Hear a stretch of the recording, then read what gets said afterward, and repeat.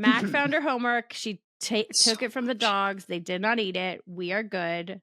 We can dive in. I did such great homework.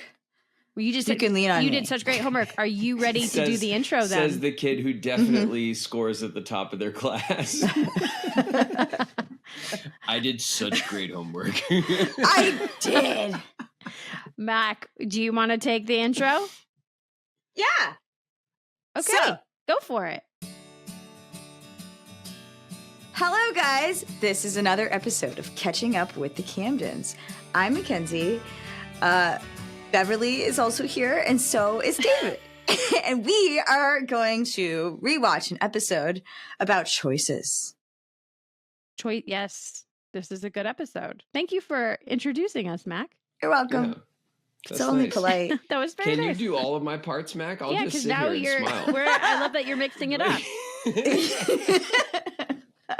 This is what I love is like you never know what to expect when we have Mack lead us off, which is what I love. Where you always have us on the seat of our chairs waiting to see what is going to happen.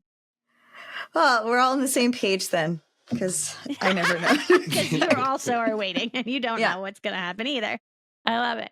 It's so this is season 1, episode. What 17. number is this?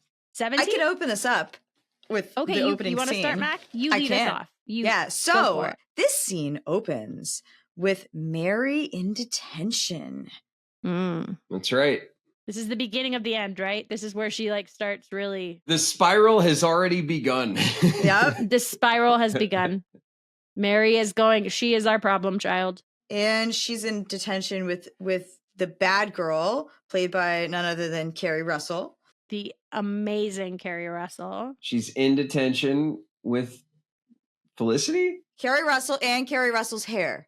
So the three of them were in detention. Can we just please talk about everyone wanted Keri Russell's hair because she is just stunning. Yep, she looks so beautiful in detention. I don't know if it would look that great on me, but I think it would look awesome on you. But I'll take it. Everybody wanted Keri Russell's hair. I mean, I'll take it if it's available, I guess. So she's kind of trying to, talk to Mary about going to this party, and Mary's like, "What? College party? I'm only in high school." And then after that, I have notes about the next scene. So Annie is using a pair of antique clamps because Annie is Ms. Fix-It. We're just going to let Mack take this one. She's just going to ride through. Mack's got it. And I looked up what these clamps are because they seemed a little bit interesting and rather antique.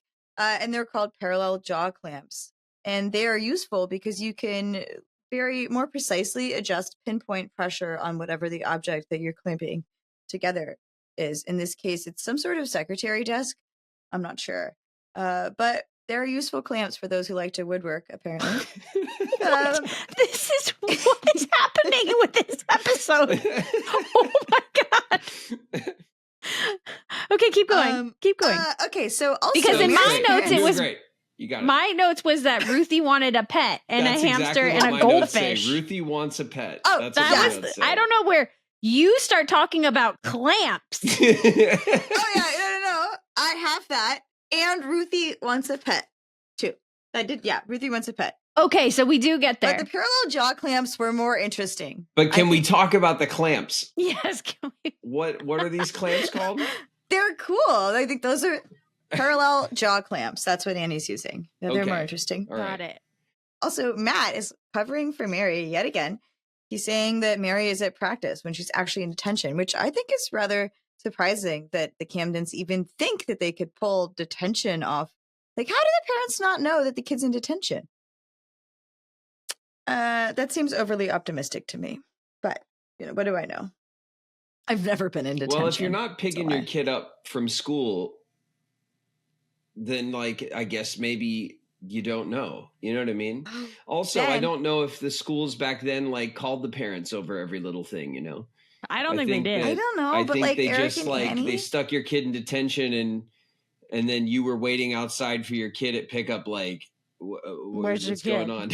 Yeah, well, Annie has all Hoping these that a friend questions. would She's tell like, you. in the off season, because apparently it's the off season and people don't practice then. But Mary's like, committed. She's, sent the record that she's committed, and so apparently that's believable. This thing though, like, doesn't she like? Because she's not. They say she's at. Matt says she's at practice, but she like goes out with Felicity. They go out.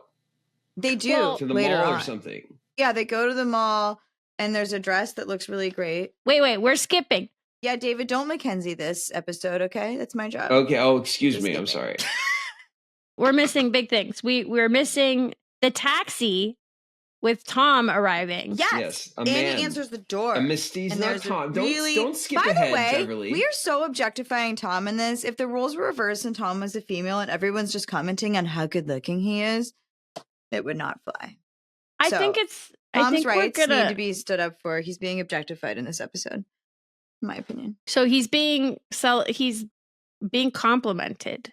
He is being complimented, but I just feel. But can we get You're to a the monster, main Beverly. point? The You're a main point is monster. Annie kisses him on. Hold on. I Annie need greets him at the everyone's. door. Would you please listen? I need everyone's attention right now. Annie kisses him on the lips. Really? Can we talk about this? I didn't see that. This man comes in, she sees him, and she kisses him. Like, It's a good I thing mean, you're also taking notes. I did not see that.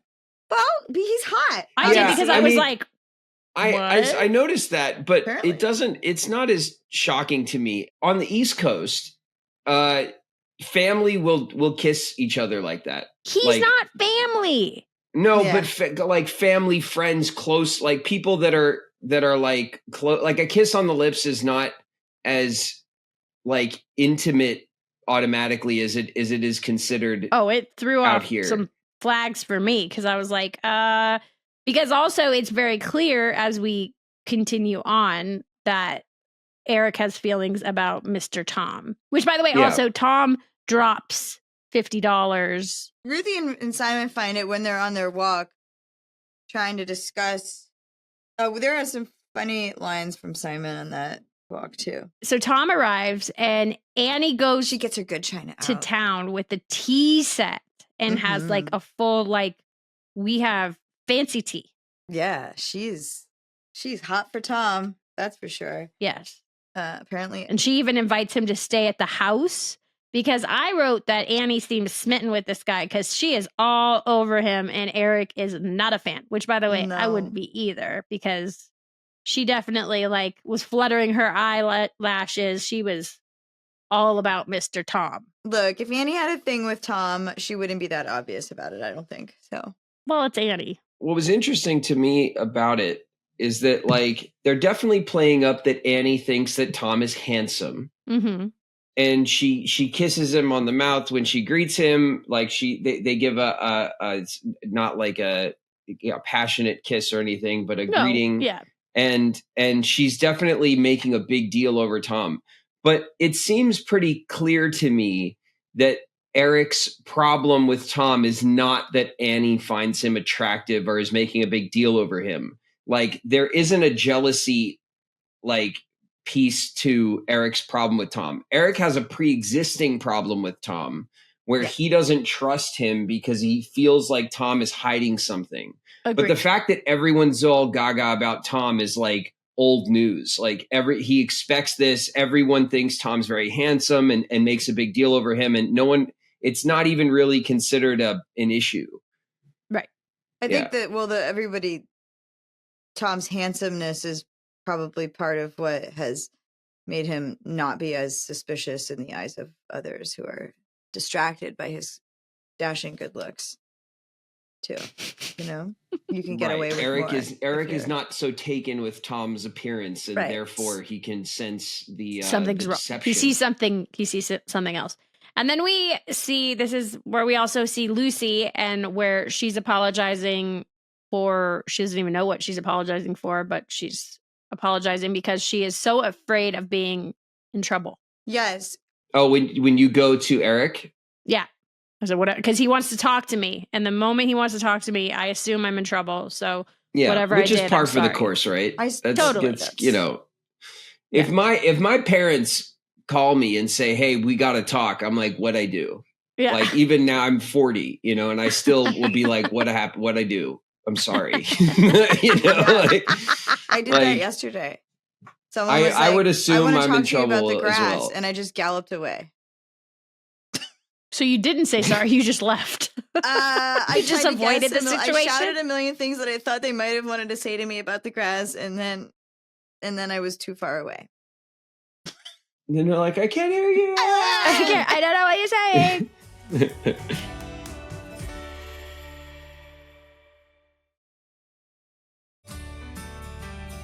So then we see Simon and Ruthie walking happy, and they find the $50. Obviously, no one in our family. It's $50. I wrote that line too because I thought that was really funny. So Obviously, cute. no one. It doesn't belong to our family. Who do you think it nobody belongs has to? The $50. It's $50 with, by the way, with inflation, would be worth $250 today or something like that. It's like finding hundreds of dollars on the street is basically. That's about right. I mean, I think that a pair of ferrets could cost about maybe that. Yeah, probably at least I would imagine. And then we have when Mary sneaks in and lies about practice, and blackmailing. You can see kind of like Matt, of course, doing the like making the weird faces in the backdrop, so that he doesn't get caught that he lied. But he was at a party where there was beer. That was before. Yeah, that's what he did that before. But now Mary wants to go to the mall with Camille, and Matt immediately jumps in and says no. Because Matt knows Camille's bad news. Like her reputation. Exactly. She is trouble. Keri Russell, trouble. I love her. And this is obviously before she was Felicity. She started with us on our little, she wasn't, Felicity came out, I after. think, a few years after, Wow. Yeah. Wasn't she in The Americans? I think I saw her in that one. Yes. She's incredible. She's such an incredible actress. She's so good. And even what I love too is like the subtleness in it just goes to show you that it doesn't matter what the part is, but like if you have like I thought she did such a great job in this episode. Yeah. I thought she does. So subtle, so wonderful, so charming because it's so easy to take that and just make it bigger than it needed to be. No, it's the charm that counts here. So good. It was perfect. It's just very clear that she was going to be a star, clearly, from the beginning. Because even in this role, I thought she was fantastic. I like Simon's way of making excuses to keep the money.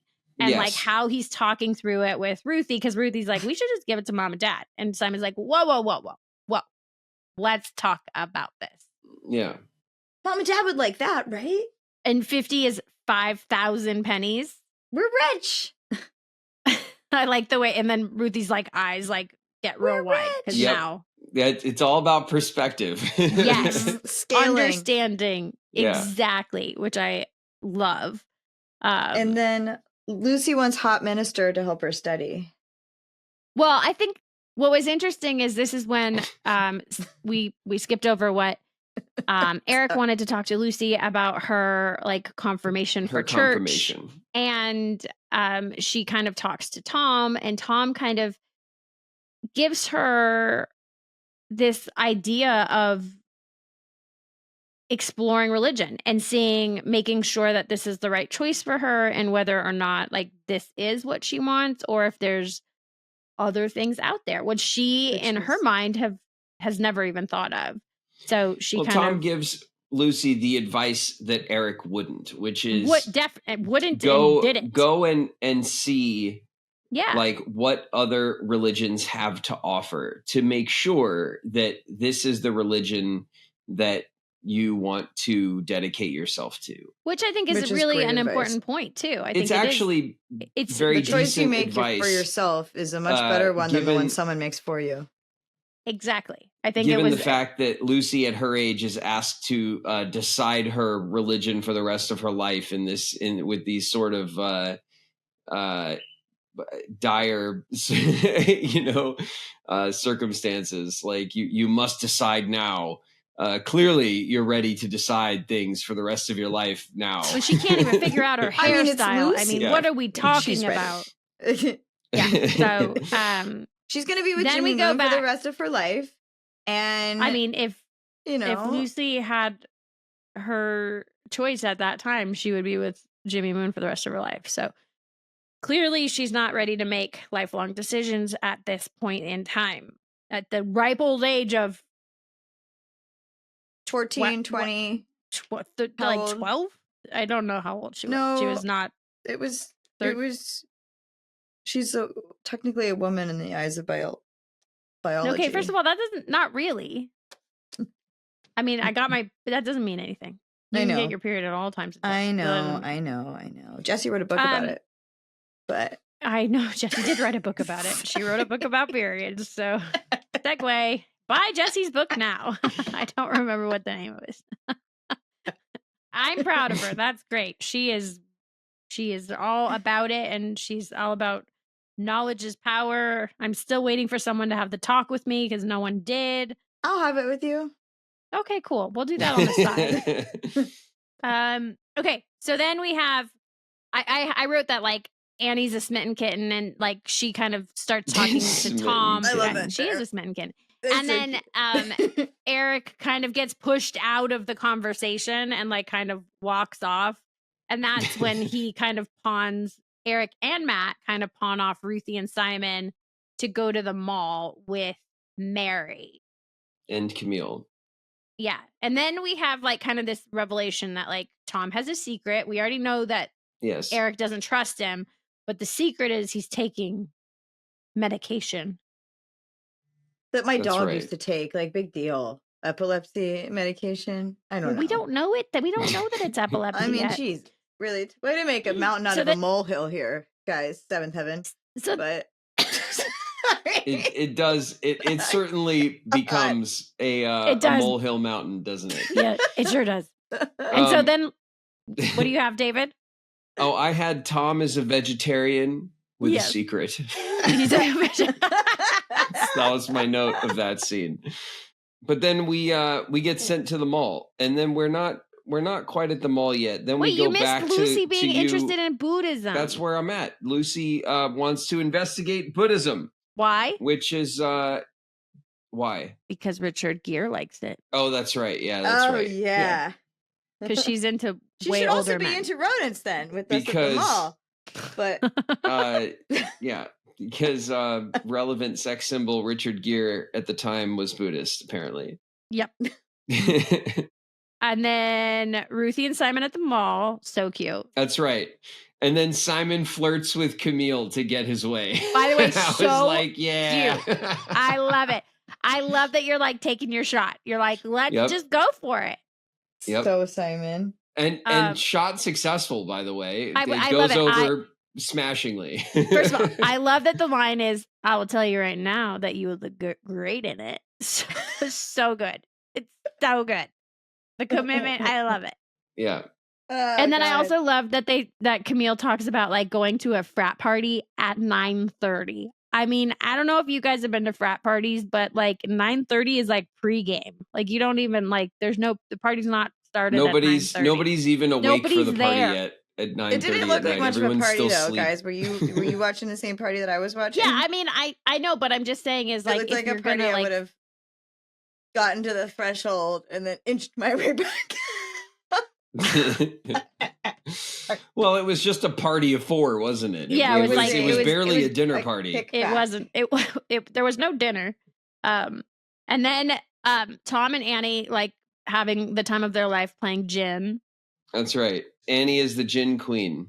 Can I say something about the mall scene? That was probably, I thought, like the cutest scene so far in Seventh Heaven. Obviously because I was in it, but fair enough. No. True. But like Simon and Ruthie with like this drug deal rodent by, like when they're talking to the... Wait, we haven't gotten there. You're skipping. Oh, I thought we skipped it. It's next. The revelation that they overhear that like, you can make money, and then they try to buy a pet, and then obviously the pet store is like, no way, where your parents. The problem with my writing in these notes is I can't read it.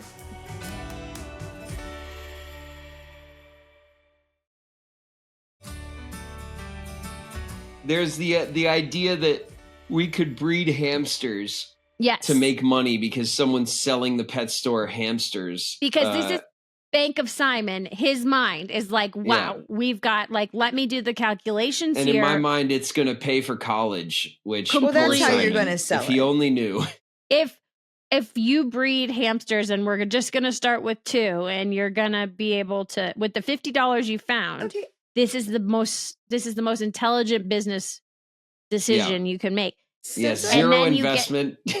And you get denied, which is so cute. And then you come out and then Mack take it from there. Oh God. Well then there's the shady ferret salesman who he just looks like he's opening a trench coat. Ferret salesman. I mean, this guy could not have been any shadier looking. He's like, hey, want to buy a gun? You know, basically. I know, it's such a like, psst, hey kids. Come over here. It's so funny how like, and the ferrets are just like sticking, like trench coat salesman it is. Yes. And their little heads are sticking out, and he's like right next to the store. Ruthie wants to have 2 hamsters that are married, please. Right. Because we plan on breeding them. Very cute. Also, wait, I'm jumping back for a second. When before that, when Annie and Tom are playing gin and Tom storms out of the door and says, I'm not good with situations. Like, don't you think that's a bit weird? Like, isn't a minister's job to deal with situations? Couldn't he have come up with a better lie? All of his are weird. All of his moments about being upset about his secret are obvious and strange. Yeah. And not connected. They don't actually make a whole lot of sense. Like, no. His not being able to deal with the widow or didn't preaching quite connect. Like, wasn't he educated on, accepting things that are less than perfect? And then why this like totally unchristian approach to his own being? It makes no sense to me whatsoever. Well, they try to justify it later, but it comes across as a weak justification for how he's acting. I definitely feel like this one was a little bit more of a myth. Yes, for me. But thank God for that ferret scene because it saved the episode. That storyline was a little weird. Yeah, but then I do have to laugh at the scene where like Lucy's just like staring at Matt because he's stuck with her. And she's kind of like studying, and it's just this very awkward. It made me giggle because I just remember like how it would be so weird being with Barry in that scene and trying to keep a straight face. Yeah, that was just like a cute moment, just because Barry looks so annoyed with Lucy, which I'm sure back in that day, I'm sure I probably did stare at him a bit. Because I didn't know what to say to him. Okay, so then I love when we get to Simon and Ruthie come home and you're squirming because apparently you guys are, the ferrets are on your bodies. That's right. We have them in our coats and we're like giggling and running upstairs. No one is good at keeping secrets. And nobody questions. Everyone's like, oh, weird. Yeah. And they let us get upstairs with 2 ferrets. And then Lucy gets stuck covering for Mary. I have Simon and Ruthie are suspicious AF. That's an acronym, by the way. The Camdens are terrible liars. That's true. Big exclamation point. And this is probably one of the episodes where we first established that, which is a common theme throughout the whole show about how bad we are at lying. But this episode, what it does succeed in is really highlighting that front and center. Yes, that's true. Sorry, Lucy is going to go to a rave with Johnny Depp. What? That sounds fun. Lucy is? Somewhere you mentioned rave with Johnny Depp. Johnny Depp is name dropped, yes. Oh, I don't remember the context. And Lucy refers to it as like I something about going to a rave with him. Oh, I think it's because like it's when she decides, or when Mary asks her to like cover up for her, and now she has to. Lucy is completely over the top. Matt's suspicious, and like the way she kind of covers for Mary is saying that she's sleeping, and then that Lucy, of course, wants to talk, which that's just that's a punishment for Matt, basically, when Lucy just decides. It's a great cover. It's that a great she's cover. just Lucy she just needs won't to talk shut to up. you and, Yeah. and drags And she you wants away. to bond. Yeah. So, and then I said Mary's outfit for the frat party when she's like leaving the house was just Yes. very questionable. Oh my God. That purple shirt. I wanted to give her It the was just- style award for the episode. It's because it's so terrible. I know. And then I have like the ferrets. I just wrote the ferrets because they were like running around. Yes. And then Same. And then we have Camille who stole this dress for Mary. Which is Mary good. gets into Camille's car, and Camille presents her with the dress she tried on at the mall. Right. And she's like, why did you get this for me? And she's like, I didn't buy it. I didn't buy it for you. And then she rips the like security tag off, and now it has like a slit. Mm-hmm. Yeah, And now makes it's it like better. that's She's so sexy. cool. But I mean, bad. And then I wrote Matt is over talking to Lucy, which I don't think he's not talking. It's basically Lucy just has not shut up because she also is like a nervous talker. So if she's lying, she just like keeps going. She can't stop herself. Yeah. Period. Oh, and then we have the Tom goes on a walk, and then the ferrets eating the cereal because apparently these ferrets went to town pretty quickly, and they got into. They immediately went downstairs into the upper cabinets of the kitchen and chewed through the cereal box and had a snack, and then went elsewhere. Like all in the span of I don't even know, 5 minutes, perhaps an hour.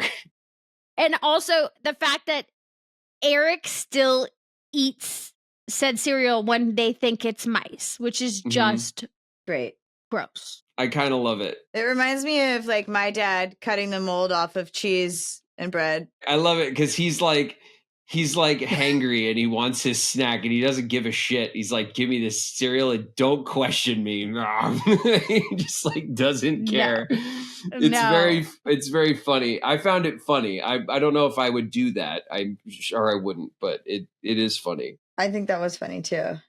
Tom at the pool hall drinking Slice because he doesn't drink. So we've established that like he's not an alcoholic. Again, we're leading up to making it think like he is, but then we find out it's Slice. No, he's drinking like soda at the pool Slice. hall. Yeah. He acts like he's having beer though. Yeah.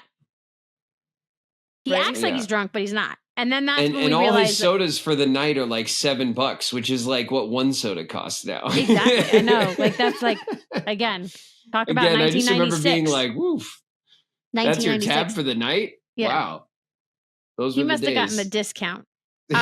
And that's when we realized that Tom has lost his 50, or he has realized. And then he realizes we go back, he lost his 50. We go back to Mary and Camille at the frat party, which is not a frat party. It's basically two guys. And it's a Mary makeout and party. Camille. Let's just call it what it is. And Camille kind of like yells at Mary and says to stop being a baby. That's right. Because she says, "Don't kill my vibe. Don't kill my vibe." And then Annie's setting traps for said mice that ate the cereal. Yeah, Annie's on the case. And Lucy is still covering for Mary. And Lucy also wants to learn about the Quakers. Yeah. As well. She's moved on from Buddhism to the Quakers. Yep. As her second option. I like Lucy's line, "You know me, I would rather talk," which is. Yeah, I like how they compare meditation, how Eric compares meditation as more of listening and prayer is talking. Like that he makes the comparison, that sort of analogy there between them. I thought was kind of interesting, actually. Yeah, I think it holds. It's a good analogy.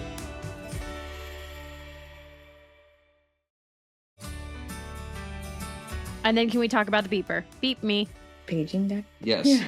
Beepers were more prevalent in the early season than I had remembered.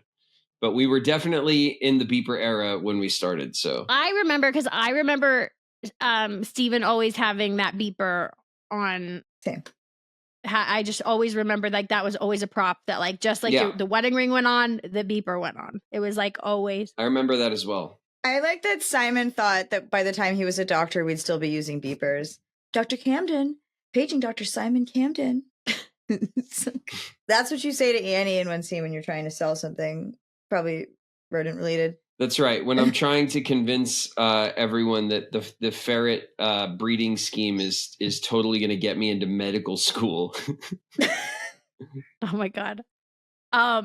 So we then go back to Mary, who's uncomfortable at the party. She wants to go home. They think she's 18 because Camille has kind of set it up that she's not. Then we have Annie, who finally sees the ferrets. Yes, back upstairs. The ferrets have made their way back upstairs, and they're hiding in the master bedroom. Yes, they were in the drawer. In the drawer, making a cozy little nest or something. And then that's when Simon and Ruthie come running in, and this is an adorable scene. I love when Simon starts talking Bank of Simon talk. He talks about math and college and all the reasons why we need to keep these ferrets. So cute. He's doing a very hurried elevator pitch for his college scheme, because the ferrets are in imminent danger now that they've been found by Annie, who's been on a mission to kill them. She's gonna kill them. Yeah. Yeah. And then Matt comes running in, or Matt comes in. Lucy comes in because she gets the call from Mary, who is frightened and needs rescuing, and then tries to get Matt to go get her. So I was proud of Lucy. She was doing a good job. She was still covering and being a good sister. I think Lucy was the best liar in this whole episode. Why, thank you. For sure. You're welcome. Because she just used her talents of talking. She really did. Talk. She had some near misses, but really, really well handled. And then there were some close calls. Yeah, there were some close calls. But then we finally get the big realization of what Tom's problem is. That's right. And his problem is not that he's an alcoholic, not that he's a pill popper, not that he's too handsome, but that he has epilepsy. So this one I did not remember, but when I was watching it, I was like, for real? Like, that's what we're going to have his issue be? Yeah. Like, I thought it was something. We were testing the waters. I'm not sure. Yeah, this was a miss for me, because I was like, that's not something that you should be. I mean, embarrassed I don't know. about? I just felt like I think it's the embarrassment. I think it's okay the shame to try to is what I was like struggling with. I think they're trying to say something about having some uncommon condition, right, that is physical and jarring, right? Having an epileptic seizure is something that kind of overcomes you. It's not something you can control. Right. And I think it's perfectly fine to talk about that being sensitive and embarrassing for the person who's dealing with it. But the way that they tried to frame him being embarrassed by it, like he was going to excommunicate himself from society over it. Exactly. And that felt immature and silly coming from a grown man, who is, and particularly from a grown man whose job it is to help people in need, people with conditions, people with problems, to be someone who's level-headed and understanding, which is what it was required of the job of being a kind of a preacher and a minister and a community leader. For him to not have sort of any understanding or compassion for his own condition seemed off and forced. So. And that's where, and again, it's not a take at the actor at all or whatever. It just, the way that it was framed in the episode felt very contrived. I agree that like it just seemed like the shoe didn't fit. Like David said, I felt like he had no grace for himself, which is in the religion in which we're talking about, of like having understanding. Just didn't it didn't make sense. And then Eric kind of saying like he's the strongest man he's ever met for keeping this secret. And you can see that like now Eric kind of has now forgiven everything about Tom and is now like kind of very supportive. And there's been a huge shift in Eric's demeanor towards Tom. Yeah.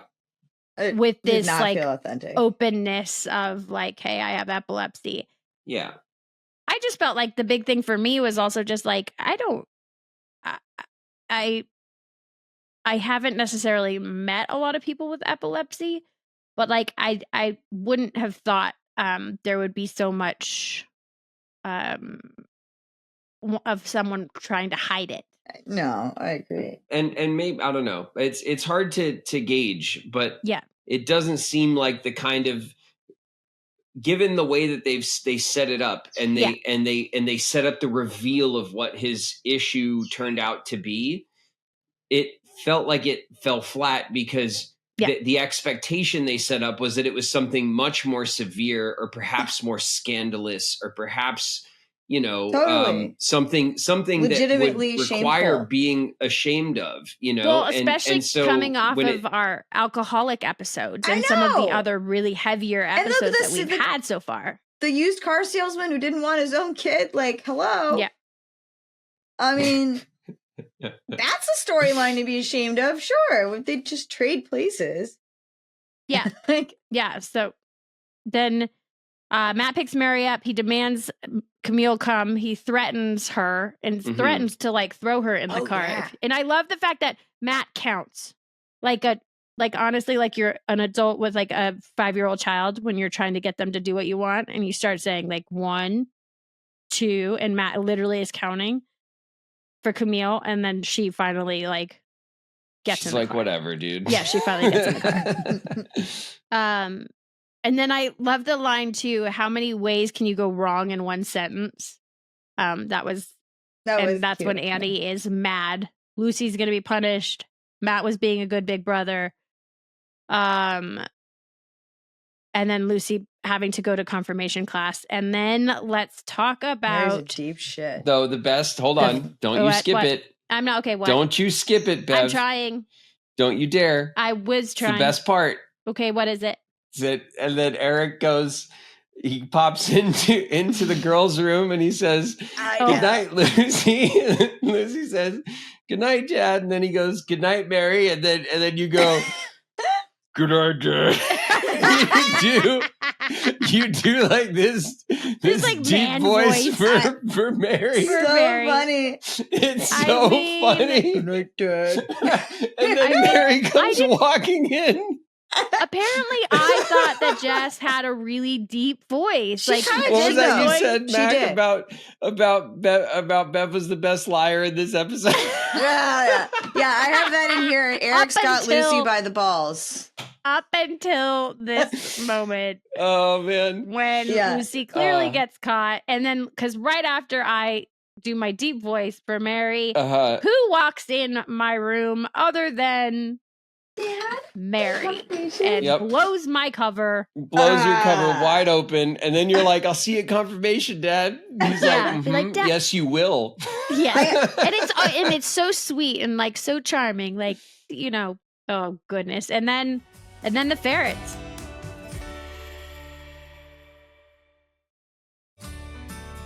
Well, I just love the ferrets that Tom is like, yeah, these ferrets are exactly what I need in my life. And he just scoops them up in the box and walks out. Like, there's always whatever homeless child or animal, like, by the end of the episode, it's neatly tied up with a bow and the extra character takes them home. Like, the but he's like, "Oh, those are ferrets?" And they're like, "Yeah, they're illegal." And he's like, "Yeah, that's why they're so hard to get. That's why I don't want them." And they're like, fine with this. So yeah, that goes right past everybody. No one cares that like these animals are illegal. It's so funny, given all the big deal we make over things like that. It's hilarious that just coasts right by. But like Tom's illegal exotic animal apparent like affinity is just moving right along. Is nothing to be ashamed of. No. But heaven forbid you were, not like that other thing. Exotic animal breeder. And then that is the episode. And then we have the church dress rehearsal at the end where the resolution for Tom is that he does that classic Seventh Heaven sermon thing where he kind of picks apart what everyone has been doing over the course of the episode, and then frames it in a way for redemption and forgiveness and stuff. And then that's it. That's really the end is Tom's resolution at the church. And then he gets on a plane and flies back to Denver. I was really surprised to see the widow sitting there. I thought she was going to leave with Tom.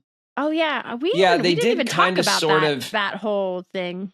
They did sort of hint that they were going to hook up the widow with Tom, didn't they? It was like it felt like the setup, but then they didn't do it.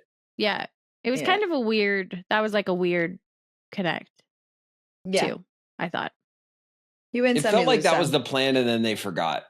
At the end. They were like, "Oh yeah." Also, the hamster thing. They were like, "Oh well, whatever." I have to run, guys. All right. Bye. Catch you later, Mac. That's it. That's another episode of Catching Up with the Camdens. We just rewatched our episode. This was Choices, right? Choices. And yeah, it's I don't know. It felt like a sleeper episode to me. But it had its moments. I definitely wouldn't say this is. It wasn't one of our bangers for sure. Nope, definitely wasn't one of our bangers. And you know what? We're gonna come across some of these. It's plenty of times. Yeah, we're gonna come across these in the almost 242 episodes that we did. Some are gonna be they can't all be bangers. They can't all be bangers. And this is definitely there are banger moments. Yeah, we have our moments. Love the fact that like I said, Keri Russell killed it. She's great. She's so cute. And just so charming, even being the bad girl that she is. But yeah, there's and I also the guy who played Tom, I believe he went on to be on One Tree Hill. So what's really funny too is if we look through all these episodes, a lot of our guest stars went on to be like main stars of their own WB show. Yeah, our show really was a Warner Brothers like proving ground. 100% for tons of content that they ended up making at that network. Yes.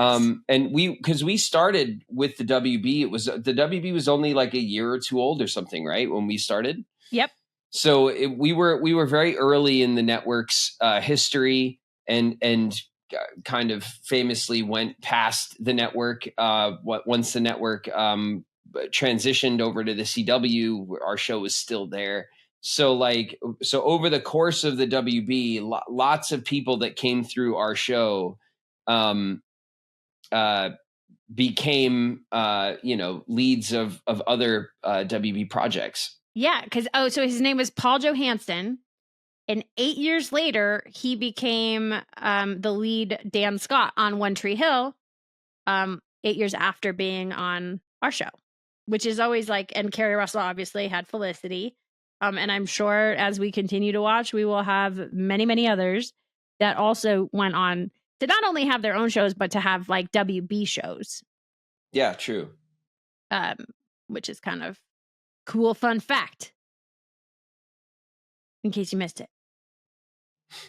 Well, that was fun. And these rewatches are just cracking me up. And hopefully we get some killer notes from Mack for the next one. You guys stay tuned. If you like what you're listening to and watching, please like, subscribe, follow, do all of the things. And thank you so much for all of your love and support. And we will keep knocking them out. That was episode 17. So we're almost through season 1, guys. We can do it. We're so close. We'll see you guys next week. Bye.